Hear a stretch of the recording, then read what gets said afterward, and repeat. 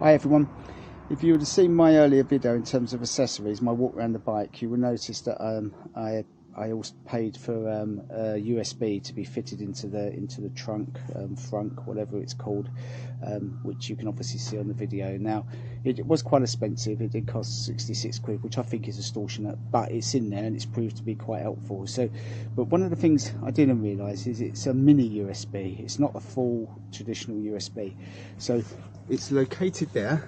If you haven't got one fitted, you'll see that there's a little blanking plug for that, and you'll see it fits in there, and it just connects with a loom which is down under there somewhere, and it's just a plug-in. What you can see, I'll try and sort of position the torch so that you can see it good, is hopefully you can see that, but it's one of the little ones similar to what goes into a Samsung phone, and that proved a little bit of an issue in terms of finding sort of a cable that can connect to there and then connect to my phone, as an example, particularly as I've got most of the things as USB.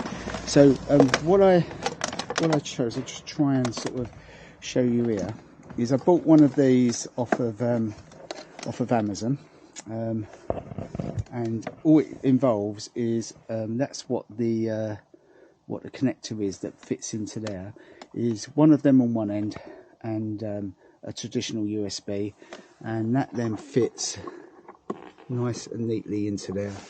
And then it just came with this, a little extension lead with a traditional USB on there, 3 USB ports which can then fit into the little adapter, and that gives you the capability to be able to connect more and more things with the traditional leads that I already had. And that's good for my camera, for my phone, and anything else I want to charge. The only downside I've got with it is that because it's fitted quite high, I don't know if you can see that little drop there, it seems to sit in there okay, but that's obviously without anything in the trunk. Now when I've got something more in there, this will sit up a bit higher and maybe a bit better, but on my last ride out that didn't cause a problem, and that was no issues whatsoever. So that's how that's working. It seems to be working okay. One of the things to do with my sat nav, which was really quite interesting, is you can bring these cables out, and this will then shut down. It just compresses it. You can see, look, it's quite loose, it moves around, and that gives you the ability to be able to connect up to my sat nav when needed. So that enables me to be able to power my sat nav, power my camera, and anything else I need that's outside of the front, without causing any hard wiring into the battery or various other bits and pieces, which was quite a good touch. When I did that, I was initially worried that it might be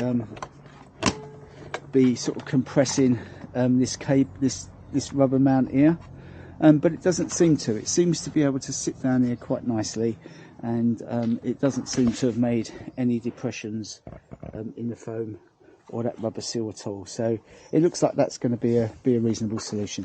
So hopefully that'll help anybody who's thinking about getting a USB one. Just for information, you can get other ones, aftermarket ones, that have a traditional USB, and they're relatively straightforward to fit once you get all of these plastics off and connect them in. There's a little connector in there which just plugs in. Like I say, I got Honda to fit it from new, so I didn't have to do that myself, but there's plenty of how-to videos on how to do that.